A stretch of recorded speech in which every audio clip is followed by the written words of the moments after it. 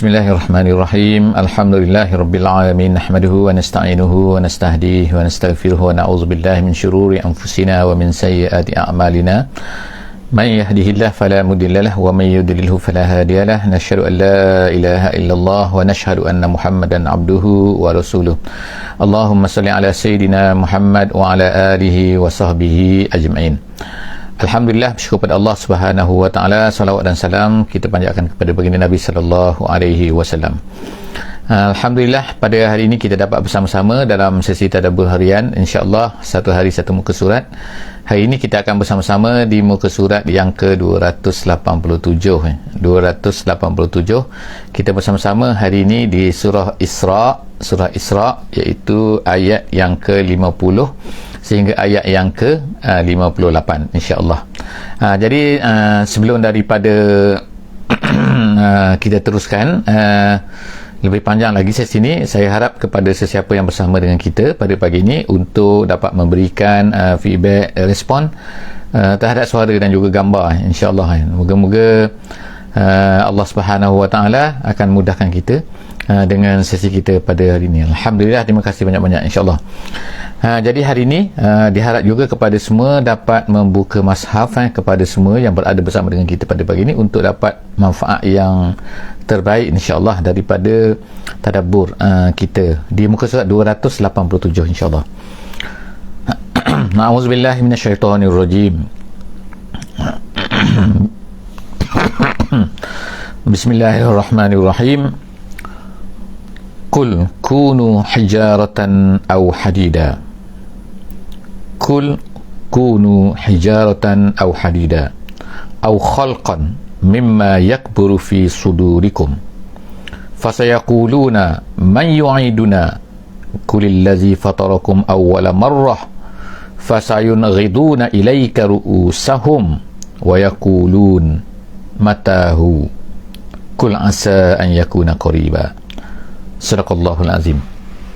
Alhamdulillah, ayat yang kita bacakan tadi sambungan daripada apa yang telah kita bacakan sebelum daripada ni, iaitu sebelum daripada ni orang-orang kafir ni, orang-orang yang tidak mahu beriman, orang-orang yang menjadi mad'u kepada baginda Nabi sallallahu alaihi wasallam. Nabi sallallahu alaihi wasallam berada di Mekah selama 13 tahun untuk berdakwah kepada orang-orang Mekah. Tetapi apa yang selalu dibangkitkan, kebanyakan daripada mereka adalah menolak ajaran Nabi sallallahu alaihi wasallam, menolak ajakan Nabi kepada Islam. Bahkan mereka mempermain-mainkan, bahkan mereka menolak. Di antara perkara yang mereka tolak ialah mereka merasai bahawa apa yang apa yang akan berlaku kepada mereka, iaitu selepas daripada mereka ni dah mati, dah jadi tulang, disebutkan izaman warufata, mereka dah jadi tanah dah. Bagaimana Allah Ta'ala nak bangkitkan balik ni, mereka kata. Jadi Allah Subhanahu Wa Ta'ala dalam ayat 50 pada hari ni akan kita tengok ni, Allah Subhanahu Wa Ta'ala sebutkan bahawa Allah Ta'ala dengan nadanya, kalau kita baca dengan nadanya, iaitu sangat marah kepada mereka ni. Jadi sebab itulah Allah SWT sebutkan dalam ayat 50 ni, Allah Ta'ala kata, kul, katakan wahai Muhammad kepada mereka ni, kunu hijaratan aw hadida. Kamu jadilah kunu, jadilah kamu hijaratan, batu, aw hadida, ataupun besi. Batu iaitu apa yang mereka buat rumah, mereka gunakan, mereka buat berhala dan sebagainya, ataupun hadida, alat-alat yang mereka gunakan, alat-alat besi yang mereka gunakan, sama ada pedang dan sebagainya. Jadi Allah Subhanahu Wa Taala katakan, kamu jadilah besi, kamu jadilah batu tu. Kamu ingat Allah Subhanahu Wa Taala tak boleh hidupkan kamu balik. Kamu nak jadi apa pun, bentuk macam mana pun, Allah Taala boleh hidupkan.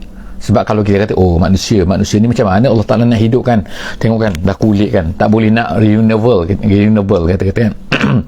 Tak boleh diperbaharui kan, tak boleh digunakan balik. Kalau besi mereka kata, oh boleh gunakan balik. Kalau batu, oh mereka gunakan. Tapi badan manusia macam mana Allah Ta'ala boleh nak hidupkan balik. Jadi Allah SWT kata, kamu jadilah apa-apa saja pun, nak jadi hijarah ke, nak jadi hadidan ke, ataupun Allah Ta'ala kata au khalqan mimma yakburu fi sudurikum, ataupun apa saja bentuk yang yakburu, yang kamu rasa besar, yang kamu rasa susah, Allah SWT nak hidupkan balik. Kalau kita katakan pada hari ini, mungkin kita katakan ada macam-macam lah, sebab tu Allah Ta'ala sebut sini kan, Masya Allah kan, macam-macam hari ini kan manusia ada kan, ada ni, ada logam ni, ada alloy lah, ada macam-macam kan.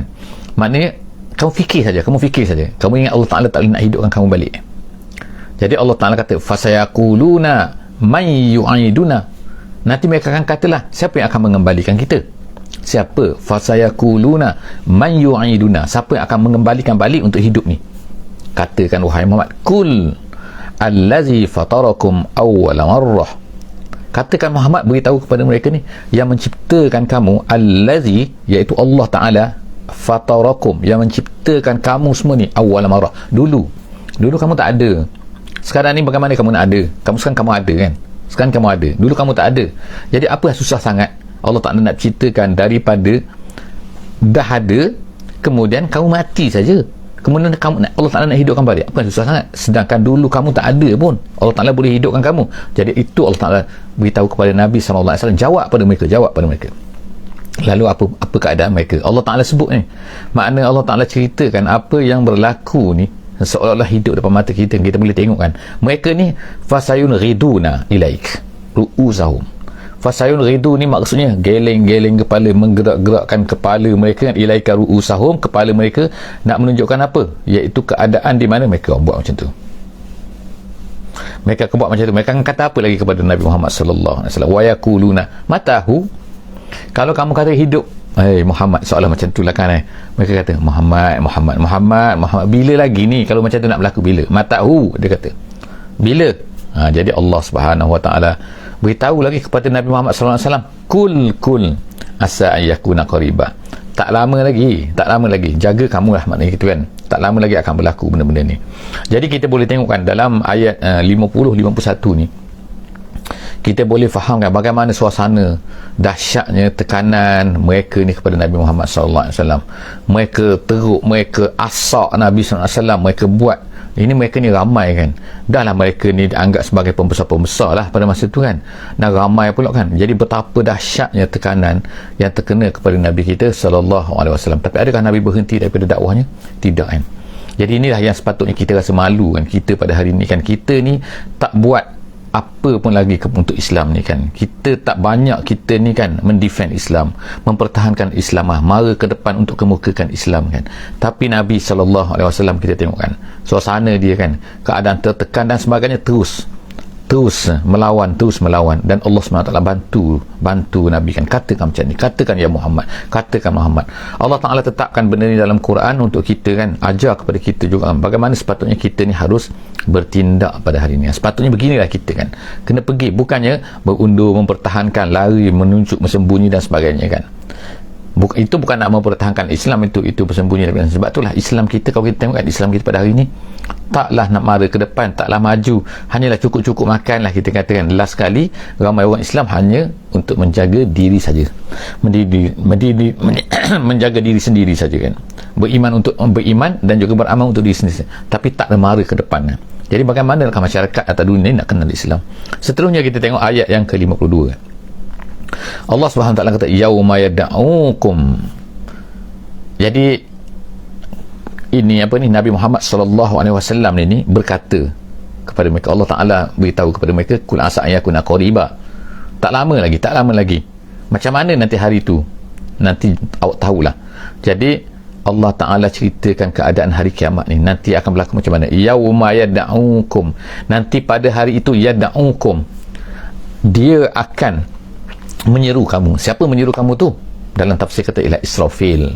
Mana Israfil bila meniupkan sangkakala, meniup petiupannya, maka bangkitlah kamu. Pada masa tu maknanya itulah seruan tu dipanggil tu, yad'ukum, kamu dipanggil oleh malaikat tu, meniup, memberitahu kamu sekarang kamu ni terpaksa pergi, bangkit menghadap Allah Subhanahu Wa Taala.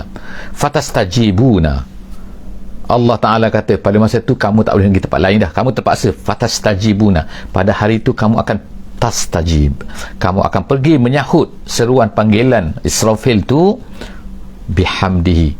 Maksudnya bihamdihi sini ialah maknanya kamu terpaksa memuji Allah Subhanahu Wa Taala. Makna di sini maksudnya ialah mereka tak adalah nak kata lupa terus, barulah pada masa tu nak puji Allah Subhanahu Wa Taala. Bihamdihi maknanya dengan hamdnya, dengan memujinya itu Allah Subhanahu Wa Taala. Jadi orang kafir ni Allah Taala sebut pada hari kiamat nanti mereka ni pandailah kerana berdolak dalih, memberi alasan, dan mereka ni puji Allah SWT. Kalau kita nak katakan bodek lah, kita katakan pada hari ni kan bodek Allah Ta'ala kata hamdihi. Jadi fatastajibu nabi hamdihi, pada hari kiamat nanti barulah kamu ni nak memuji Allah Subhanahu Wa Ta'ala. Wa tazunnuna labistum wa tazunnuna illa bistum illa qalila. Pada masa tu Allah Ta'ala kata dalam keadaan waw situ adalah wawul hal, kata ulama, iaitu dalam keadaan mereka pada masa tu menyangka, merasai bahawa illa bistum illa qalila, mereka duduk di atas dunia itu sekejap saja. Ataupun ada setengah ulama kata illa bistum, di sinilah maksudnya dalam kubur tu sekejap saja, padahal beratus tahun, padahal beribu tahun. Kita bayangkan orang-orang yang di zaman pada zaman Nabi Muhammad tu kan dah 1400 tahun dah, kiamat tak tahu lagi bila kan. Maknanya mereka dah berada 1400 tahun dalam kubur tu, tiba-tiba mereka kata sekejapnya. Ini Allah Ta'ala ceritakan siap-siap ni kan, nanti kamu nanti akan merasai bahawa sekejap ni kami duduk atas kubur. Ataupun ada satu pendapat ulama tafsir kata ni, maksudnya sinilah sekejapnya kami di mana? Atas dunia. Baru tahu sekejap atas dunia ni macam-macam rasa, kita ni macam-macam lah, lupa akhirat tu kan. Pada masa nanti pada akhirat barulah mereka ni bila dipanggil mereka pun menyahut, dan mereka pun puji Allah, bodek Allah Ta'ala kata gini, lupa semua apa yang mereka sembah atas dunia tu. Jadi seterusnya ayat 53 kita tengok Allah SWT kata oleh kerana tu maka dan Muhammad, wahai Muhammad wakul, katakan wahai Muhammad. Sekarang ni ayat 53 ni ialah dia nak menceritakan tentang, iaitu ada dikatakan oleh sebahagian ahli tafsir bahawa ada setengah daripada kalangan umat Islam ni, orang Islam pada masa tu, iaitu di Mekah ni kan, mereka ni tak tahan sangat dah kena seksa, dah kena aniaya, dah kena pukul, dah kena apa kan, ramai di kalangan sahabat macam tu kan. Jadi mereka ni dalam keadaan macam tu, mereka ni ada rasa nak lawan balik, nak berperang kata kan, nak lawan dengan orang kafir tu. Nabi SAW kata kepada mereka, lam umar, aku belum diizinkan lagi. Jadi kena bertahan, kena bersabar kan, walaupun apa kena pada masa tu kan. Jadi sebab itulah di sini Allah Subhanahu Taala turunkan, dikatakan dalam salah satu daripada ulama tafsir kata sebab turunnya ayat ni ialah perkara tersebut. Ada yang mengatakan bahawa orang mukmin ni setengah tu bukan nak lawan dengan nak lawan dengan senjata, bukan nak lawan dengan badan fizikal, tapi mereka nak lawan dengan mulut, iaitu nak cela. Mereka dah cela Tuhan kita, mereka dah cela Allah Subhanahu Wa Taala, mereka kata macam-macam kepada Allah Taala kan begini, mereka mengatakan kepada Islam kita begini. Jadi ada setengah daripada mereka ni nak lawan, nak cemuh balik, nak kutuk balik kan berhala-berhala dan juga apa yang dibuat oleh orang kafir tu. Jadi turunlah ayat ni. Jadi ada dua pendapat yang mengatakan bagaimana sebab turunnya ayat ni, ayat yang ke-53. Jadi kita tengok ayat ke-53, Allah Subhanahu Wa Taala beritahu kepada Nabi Muhammad sallallahu alaihi wasallam, wa qul li'ibadi, berkatalah kamu wahai Muhammad kepada ibadi. Ibadi sini maksudnya ialah hamba-hambaku, iaitu orang-orang yang beriman. Yang tadi orang untuk orang kafir, sekarang ni katakan kepada orang beriman pula. Allah Ta'ala kata beritahu kepada Nabi, beritahu kepada orang beriman ni, yaqulu allati hiya ahsan, katakan supaya mereka ini mengatakan satu benda yang terbaik, yang lebih baik. Maknanya kalau kita katakan orang campakkan batu pada kita campakkan buah pada mereka kan. Bukan mereka campakkan batu, kita lastik pula mereka balik kan. Bukan macam tu. Jadi katakan yaqulu allati hiya ahsan, satu benda yang lebih baik daripada apa yang mereka katakan pada kita. Maknanya manusia tu macam tu kan. Manusia ni sifat dia, kalau kita balas dengan kebaikan, orang buat jahat pada kita, maka dia akan melembutkan hati tu. Itu di antaralah kan sebagaimana disebutkan oleh ulama tafsir. Jadi Allah SWT sebut sini kan sebabnya kenapa sebabnya kena buat macam tu, kena balas yang lebih baik. Innasyaitan yanzaru bainahum, syaitan ni dia nak yanzar maksudnya ialah iaitu merosakkan di kalangan kamu ni. Maknanya kalau kita buat jahat, maka akan jadi rosak lagi kan. Mereka kemungkinan akan menjauhkan daripada Islam ni. Kenapa? Kerana mereka ni benci kepada Islam. Kenapa? Kerana perbuatan kita ni. Jadi sebab tu Allah Ta'ala kata kan, Allah Ta'ala tahu kan syaitan dia akan cuba untuk mencari jalan, mencari point. Inna syaitan kana lil insani aduwwan mubina. Allah Ta'ala kata syaitan ni memang musuh yang nyata kepada manusia, sebagaimana juga dijelaskan dalam ayat-ayat yang lain. Ayat 53, ayat 54 kita tengok sekarang insya-Allah. Allah Ta'ala kata rabbukum a'lamu bikum, Allah Ta'ala tahu lebih tahu. Allah Ta'ala a'lamu bikum, dengan apa yang ada pada kamu. Maknanya ya, kalau bagaimana ke dan sebagainya, Allah Ta'ala tahu kan mana yang terbaik. Jadi ikutlah arahan Allah SWT. Apabila Allah Ta'ala suruh kita, maknanya Allah Ta'ala lebih tahu itulah yang terbaik untuk kita. Walaupun kita rasa macam ini tak terbaik, tak, kita tak tahu, Allah Ta'ala tahu lebih daripada kita. Jadi seterusnya ialah, kita tengok dalam ayat ni Allah Ta'ala kata apa kan, seterusnya kan, Rabbukum a'lamu bikum in yasha' yarhamkum au in yasha' yu'azzibkum. Dia tahu, kalau dia nak kehendaki, dia akan mengasihani kamu. Kalau dia kehendaki, dia akan mengazabkan kamu. Maknanya semua itu terpulang kepada Allah Subhanahu wa Ta'ala. Seterusnya, wa ma arsalnaka alaihim wakila, dan wahai Muhammad, aku tak utuskan kau, Allah Ta'ala kata, melainkan untuk aku tak utuskan engkau untuk menjadi wakil. Wakil ni maknanya penjaga kepada mereka. Itu kan banyak kali ayat ni yang kita baca kan, dah kita baca kan, bahawa Allah Ta'ala tegaskan bahawa kan semua benda ni ialah Allah Ta'ala menyuruh kamu ni hanya menyampaikan inzar, basyiran wa nazira. Itu kerja kamu jadi bukanlah maknanya kita ni kena penjaga, kenapa kalau mereka ni tak nak ikut Islam, kalau mereka ni tak nak terima Islam. Adakah salah kita? Tak salah kita kalau kita dah melaksanakan tanggungjawab kita, iaitu kita menyampaikan Islam, kita jelaskan Islam, kita berusaha sebagaimana yang dibuat oleh Nabi kita sallallahu alaihi wasallam. Tapi kalau kita tak berusaha, maka itu akan menjadi kesalahan pada kita, kerana kita belum laksanakan apa yang telah Allah Ta'ala wajibkan kepada kita. Jadi sekarang ini, apabila kamu wahai Muhammad dah ceritakan Islam ni kepada mereka, jadi sekarang ini apa nak jadi itu, apa terjadi, mereka terima Islam tak terima Islam, itu adalah terserah kepada Allah Subhanahu Wa Ta'ala. Jadi Allah Ta'ala sebut sini kan, Allah Ta'ala sebut kan, in yasha' yarhamkum au in yasha' yu'azzibkum. Kalau dia nak seksa, itu terpulang pada Allah Subhanahu Wa Ta'ala. Allah Ta'ala lebih tahu kan. Kita ni tak tahu kan. Kita walaupun kita cadangkan lah, kita suggest macam ni lah kan, kita kata kenapa Allah Ta'ala buat macam ni, kenapa no? Semua tu ada hikmahnya. Jadi Allah Ta'ala kata kerja kamu bukan tu, kerja kamu kan, bukan berfikir kenapa tak Islam kan. Kerja kamu ialah menyampaikan Islam tu kepada manusia. Waalaikumsalam warahmatullahi wabarakatuh. Jadi seterusnya ialah ayat 55. Wa rabbuka a'lamu biman fis samawati wal ardi. Kemudian Allah Ta'ala ceritakan lagi. Nak cerita Allah Ta'ala ni lebih tahu kan. Jadi dalam masa kita tengok kan, dalam pertelingkahan, dalam pergelutan Nabi kita sallallahu alaihi wasallam dengan orang kafir ni, dalam dakwah dia kan, Allah Ta'ala terus ceritakan, meneguhkan hati orang beriman, nak ceritakan tentang apa ni, akidah lah kita katakan, perkara-perkara akidah yang sepatutnya ada dalam hati kita orang beriman, iaitu apa? Wa rabbuka, dan Tuhan kamu a'lamu biman fis samawati wal ardi. Dia ni a'lam a'lam tu maknanya lebih tahu, akbar. Kalau alima tu tahu, kalau alim tu tahu, sangat tahu. A'lam lebih tahu. Jadi Allah Ta'ala ni dan Tuhan kamu, Allah Ta'ala kata wa rabbuka, Allah Subhanahu Wa Ta'ala a'lam lebih tahu biman fis samawati wal ardi, dengan apa, siapa yang ada di bumi, ada di langit. Kita tak tahu kan.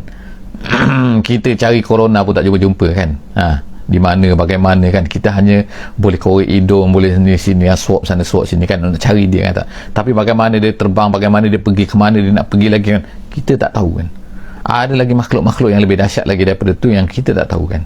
Allah Ta'ala saja yang tahu kan. Jadi makna sini Allah Ta'ala sebutkan wa rabbuka a'lamu biman fis samawati wal ardi. Allah Ta'ala lebih tahu siapa yang ada di bumi, siapa yang ada di langit ni. Di langit yang ada atas, kita tak tahu berapa jaraknya lagi kan, berapa juta bilion tahun cahaya, kita wallahu a'lam bissawab. Dalam bumi pun kita tak tahu bagaimana, apa makhluk-makhluk yang ada. Walaqad faddalna ba'dan nabiyyina ala ba'din. Dan seterusnya Allah Ta'ala kata, seterusnya ialah itu satu part Allah Ta'ala tahu, dan kemudian Allah Ta'ala sebut lagi, iaitu walaqad faddalna ba'dan nabiyyin ala ba'din. Allah Ta'ala ceritakan pula sekarang ni tentang nabi-nabi. Sebab ini ialah kerana di antaranya disebutkan oleh ulama, kerana orang Yahudi ni percaya kepada nabi-nabi terdahulu. Tapi bagi mereka ialah nabi yang paling ni ialah Nabi Musa, mereka katakan. Kemudian adalah nabi-nabi Bani Israel. Mereka tak terima Muhammad ni. Kemudian Allah SWT cerita kepada kita kan, kita ni bagaimana pula kita. Jadi Allah SWT sebut sini walaqad faddalna, kami yang lebihkan. Siapakah Rasul yang paling lebih? Daripada Nabi Adam AS kepada Nabi Muhammad SAW, siapa yang paling hebat? Siapa? Kita kena serah kepada Allah, bukan kita yang kena pandai-pandai kan. Kita tengoklah dalam Quran, mungkin kita kata cerita Nabi Musa ni banyak, cerita Nabi Ibrahim ni banyak, tapi setengah-setengah Nabi tu sikit saja diceritakan oleh Allah Subhanahu Wa Taala. Nabi Ayub hanya kesabarannya. Kemudian Allah Taala ceritakan Nabi Ilyas, kemudian Nabi Zakaria sedikit saja dengan Maryam. Kemudian sedikit Nabi Yahya, sedikit saja kan. Nabi Ismail pun sedikit Allah Taala ceritakan dalam Quran. Dia Nabi Ismail alaihissalam adalah anak kepada Nabi Ibrahim alaihissalam. Jadi siapakah yang lebih hebat di kalangan Nabi-Nabi ni yang banyak-banyak ni kan? Nabi-Nabi pun ramai kita kata kan. Dalam ulama-ulama kita kata ada 124,000 orang. Rasul ada 313 orang. Jadi maknanya wallahu a'lam bissawab dengan bilangan tu kan. Tapi maknanya sekarang ni kita katakan iaitu siapakah yang lebih hebat daripada antara mereka tu. Jadi Allah SWT lah yang lebih layak untuk mengatakan siapa yang lebih sama. Jadi kita hanya beriman saja kan. Bukan kita yang menentukan pandai-pandai. Sebab itulah kita katakan Nabi Muhammad ya on the top. Itu apa ni? Sebab apa? Sebab itu memang telah dinyatakan oleh Allah Subhanahu Wa Taala. Itu yang pertama. Yang keduanya ialah di kalangan rasul-rasul ni pula kan. Di kalangan nabi-nabi ni siapa yang top? Top ialah dipanggil sebagai ulul azmi. Sebagaimana disebutkan dalam Al-Quran juga. Jadi maknanya ialah apa yang ada dalam Al-Quran itulah yang sepatutnya kita terima. Apa yang tak ada jangan pandai-pandai kita reka-reka dan sebagainya. Jadi Allah Ta'ala yang berhaknya melebihkannya, faddalna ala nabiyyin ala ba'din. Tapi of course ada mana-mana yang lebih daripada yang lain, sebagaimana yang kita sebut tadi, Nabi Muhammad SAW, kemudian ulul azmi, kemudiannya adalah nabi-nabi tertentu yang dapat keistimewaan tertentu.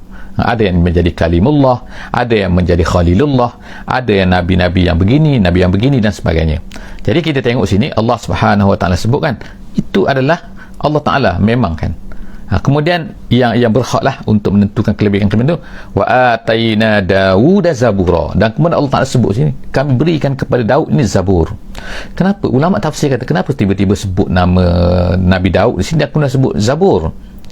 Kerana setengah ulama menyebutkan, ulama tafsir menyebutkan begini, dikatakan kerana Bani Israel ni, orang-orang Yahudi ni, mereka ni menolak kitab-kitab yang lain selepas daripada Nabi Musa. Mereka kata selepas daripada Nabi Musa, selepas daripada Taurat, tak ada lagi Nabi-Nabi yang dapat kitab ni. Jadi Allah Ta'ala ulangkan bahawa sebenarnya Allah Ta'ala dah berikan kepada Nabi Daud tu Zabur. Ada satu kitab yang bernama Zabur. Jadi dalam iman kita kan, iman kepada kitab-kitab, kita ada kan, kitab ada 4, iaitu kitab Taurat, kitab Injil, kitab Zabur dan juga Al-Quran. Jadi Zabur tu memang disebut ni, Allah Ta'ala sebutkan wa ataina Dawuda zabura. Apa yang terkandung dalam tu, apa itu adalah pembahasan yang dibincangkan oleh ulama-ulama tempat lain dah kan. Kemudian seterusnya, qul ud'ul ladzina za'amtum min dunihi fala yamlikuna kashfad durri ankum wala tahwila. Kemudian Allah Ta'ala katakan, katakan ud'ul ladzina za'amtum min dunihi. Awak panggillah, katakan kepada orang kafir ni kan, panggillah orang-orang yang sesiapa yang kamu za'amtum, minta maaf ayat 56 sampai kita ayat 56 dah, minta maaf terlupa alif. Okey, jadi seterusnya Allah Ta'ala kata qulidul ladzina za'amtum, panggillah, serulah orang-orang yang siapa yang kamu sembah tadi, yang kamu dakwa tu selain daripada Allah, Tuhan-Tuhan selain daripada Allah tu kan, fala yamlikuna kashfad durri, tu Tuhan-Tuhan yang kamu sembah tu, yang kamu dakwa tu langsung tidak memiliki untuk kashfad durri. Kashfa tu maknanya menghilangkan ad-dur, kemudaratan, ankum wala tahwilan, dan bahkan tak boleh nak alihkan, tak boleh nak pindahkan. Siapa yang kamu dakwa ni? Kamu dakwa inilah, kamu dakwa patung inilah, kamu dakwa apa yang kamu, langsung dia kata, Allah Ta'ala kata fala yamlikuna kashfad dur. Jadi menurut setengah ulama kan iaitu telah berlaku itu apa ni, iaitu kemarau di zaman Nabi sallallahu alaihi wasallam, sehingga orang-orang Mekah ni pun kelaparan dan begitu. Jadi pada masa itu mereka ni pergi kepada Muhammad kan. Mereka pergi kepada Muhammad, pada masa itu mereka pergilah kepada Muhammad. Muhammad kata, tolong seru kepada Tuhan kamu tu, kami sekarang ni ada dur, kami ada masalah, kami ni kelaparan, kami ni kemarau, kamu tolonglah berdoa kepada Tuhan kamu tu supaya hilangkan benda-benda ni semua. Jadi Allah Subhanahu Taala pun beritahulah kepada Nabi Muhammad SAW, yang kamu sembahkan benda-benda tu buat apa? Mintalah kepada tu yang kamu katakan bahawa dia dapat menghilangkan. Allah Subhanahu Taala beritahu kan, fala yamlikuna kashfad dur, benda-benda tu langsung tak boleh nak hilangkan benda-benda ni, kemudaratan ni kan, angkum daripada kamu, wala tahwila, langsung tak boleh nak alihkan nak pindah ke mana, tak boleh kan. Nampak makna yang kamu sembah sangat tu buat apa? Kenapa kamu minta kepada aku sekarang untuk berdoa kepada Allah SWT sebagaimana yang dibuat? Jadi tu nak kata pulang paku buah keras yang kepuk atas kepala tu kan. Dah kamu sembah sangat benda tu, kamu puja sangat benda tu, kamu rasa bahawa dia tu berkuasa sangat, suruhlah benda tu. Samalah kalau kita katakan sebagaimana Nabi Ibrahim yang letakkan tukulnya di atas berhala yang besar tu kan. Dia kata tanyalah benda tu kalau dia boleh bercakap sangat. Seterusnya Allah SWT kata dalam ayat 57 57 insya-Allah. Ayat 57 insya-Allah. Ulaika, Allah Taala kata ulaika allazina yad'una yabtaguna ila rabbihim alwasilata ayyuhum aqrabu wa yarjuna rahmatahu wa yakhafuna azabah. Di antara benda-benda yang mereka sembah ni ialah bukan berhala saja, banyak lagi berhala. Orang-orang soleh, wali-wali, orang-orang lama yang menganggap orang-orang yang hebat lah kan, orang-orang yang nabi-nabi terdahulu tu dalam apa ni, dalam Kaabah tu mereka letakkan patung Nabi Ibrahim, mereka letakkan situ kan, ni Nabi Ibrahim, mereka buat patung kemudian mereka, jadi mereka ni kan menyembah benda-benda yang ni. Jadi Allah SWT sebut ni sini, ulaikal lazina yad'una, apa-apa yang kamu sembah tu kan, sebab setengah-setengah tu ialah mereka sembah ialah yang kita katakan tu, iaitu orang-orang soleh, orang-orang yang lama-lama mereka buat gambar, kemudian mereka pun start puja, lepas tu start sembah kan. Tu semua tu yad'una yabtaguna ila rabbihim alwasilah, tu nabi-nabi sendiri yang tu yang kamu sembah dia tu kan, tu sendiri mereka semua tu adalah yabtaguna ila rabbihim alwasilah, mereka semua tu sendiri adalah maknanya ialah apa ni, kembali kepada Tuhan, kepada Allah Subhanahu Wa Taala. Macam mana kamu nak sembah dia sedangkan dia sendiri pun kembali kepada Allah Subhanahu Wa Taala? Gitu maksud dia kan. Ayyuhum aqrabu, manakah yang lebih dekat? Mereka ni mencari jalan mendekatkan diri kepada Allah Subhanahu Wa Taala. Kemudian wa yarjuna rahmatahu, mereka sendiri pun adalah mengharapkan pahala rahmat daripada Allah Subhanahu Wa Taala. Wa yakhafuna azabahu, dan dia pun takut kepada azab Allah Subhanahu Wa Taala. Jadi yang kamu ni tertakut pada azab Allah, tak mengharapkan kepada Allah, tak berabdikan diri kepada Allah, apa hal kamu ni abdikan diri kepada benda-benda, sedang benda-benda ni sendiri pun Allah Ta'ala kata dia mengharapkan pahala daripada Allah Subhanahu Wa Ta'ala. Inna azab rabbika kana mahzura, Allah Ta'ala kata sepatutnya lah azab Allah Ta'ala yang sepatutnya mahzura. Mahzura artinya ialah yang patut ditakuti, patutnya mahzura, yang patut kamu jauhi. Bukannya benda-benda tu sendiri tak mampu untuk menghidup, memati, menghilangkan kemudaratan dan sebagainya. Mereka sendiri pun benda tu adalah mengharapkan kepada Allah Subhanahu Wa Taala. Jadi bagaimana kamu sembah dia?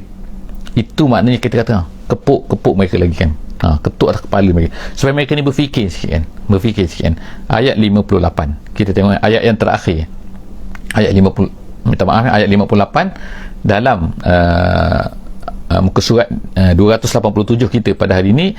Allah Subhanahu Wa Taala kata wa in min qaryatin, dan wa in min qaryatin, dan tidak adalah mana-mana kampung. Tidak ada wa in situ maknanya ialah tidak ada, dan tidak adalah min qaryatin, daripada mana-mana kampung. Kampung situ bukan makna kampung tu, tapi orang dalam kampung tu. Setengah ulama kata sini maksud kampung ni lah general, tidak adalah mana-mana kampung saja. Tapi setengah ulama kata yang lebih kuat lagi, pendapat yang lebih kuat lagi mengatakan maksud kampung sini adalah kampung di mana, satu tempat di mana, satu bandar di mana, satu negeri di mana orang-orang di situ zalim, yang melakukan kezaliman, melakukan maksiat dan sebagainya. Maksud yang mengasukkan kampung sini iaitu penduduk-penduduk di negeri, satu negeri yang mana mereka ini tidak mematuhi perintah Allah Subhanahu Wa Taala. Jadi Allah Taala sebut sini, dan tidak adalah mana-mana negeri, mana-mana penduduk negeri illa nahnu muhlikuha, melainkan kami akan menghancurkannya. Jadi kalau ikut mana kan, berdasarkan kepada ayat lain, pendapat yang kita kata ialah kampung di sini, negeri sini ialah, iaitu yang lebihnya ialah negeri yang diduduki oleh orang yang zalim, orang-orang yang seperti Fir'aunnya, seperti Adnya, seperti Samudnya dan sebagainya. Jadi Allah Ta'ala kata, dan tidak adalah mana-mana negeri penduduknya yang mana mereka ini membuat dosa kepada Allah SWT, melanggar perintah Allah SWT, melainkan Allah Ta'ala akan hancurkan mereka. Jadi ini ancaman kepada orang kafir Quraisy ni, kepada orang-orang yang bukan Quraisy jugalah yang hidup pada hari ini kan. Kalau mereka ni melakukan kezaliman, melakukan kezaliman, Allah Ta'ala boleh muhlikuha, Allah Ta'ala hancurkan qabla yaumal qiyamah, maknanya sebelum hari kiamat. Kiamat tu memanglah mereka kalau yang kezalim itu akan diseksa oleh Allah Subhanahu Wa Ta'ala, tapi ni di atas dunia ni Allah Ta'ala dah boleh hancurkan kalau Allah Ta'ala nak lah kan. Au mu'azzibuha azaban syadida, ataupun kalau Allah Ta'ala tak hancurkan, ada yang hancurkan seperti Pompei contohnya kan, hancur kan. Ini tak ada dalam Quran, tapi maknanya di Italy itu kan, Pompei hancur dengan gunung berapi. Macam-macam lagi bentuk yang Allah Ta'ala boleh buat kan. Ataupun kalau tak pun Allah Ta'ala akan hantar pada mu'azzibuha azaban syadida, mengazabkan. Kalaulah kita katakan azab ni macam-macam bentuk kan, boleh hantar kuman ke, boleh hantar virus ke, boleh hantar, Allah Ta'ala boleh buat kan dengan mengazab kan, mengirimkan satu benda yang menyakitkan orang negeri tu kalau mereka ni zalim, kalau mereka ni langgar perintah Allah SWT. Kana zalika fil kitabi mastura, perkara ini telah tercatat di dalam Al-Quran, iaitu setelah menjadi satu ketetapan bagi Allah Subhanahu Wa Ta'ala, iaitu kalau mereka buat macam ni Allah Ta'ala akan balas, sama ada mereka ni sebelum hari kiamat ataupun hancurkan sebelum hari kiamat, ataupun Allah Ta'ala seksa mereka di atas dunia ni, ataupun yang pasti di akhirat tu mereka akan tapi di atas dunia ni. Jadi Allah Ta'ala beri amaran kepada orang Quraisy ni kan, kalau kamu ni berterusan macam tu Allah Ta'ala boleh hancurkan kamu. Setakat itulah saja insyaAllah untuk hari ini. Kita akan bersama-sama lagi insyaAllah di muka surat 288, insyaAllah 288. Jadi insyaAllah setiap hari jangan lupa insyaAllah pukul 6.30 insyaAllah. Aqul qawli hadza wa astaghfirullahalazim li wa lakum. Jangan lupa insyaAllah untuk share link, kongsi kepada kawan-kawan semua kan, hantar kepada kawan-kawan semua link kita ni. InsyaAllah moga-moga kita akan mendapat pahala sedikit menyebarkan ilmu ini, walaupun dengan hanya menekan di keyboard insyaAllah. Wallahu a'lam bissawab. Wassalamualaikum warahmatullahi wabarakatuh. Bismillahirrahmanirrahim. Wal asri innal insana lafi khusr illa allazina amanu wa amilus solihat wa tawasaw bil haqqi wa tawasaw bis sabr.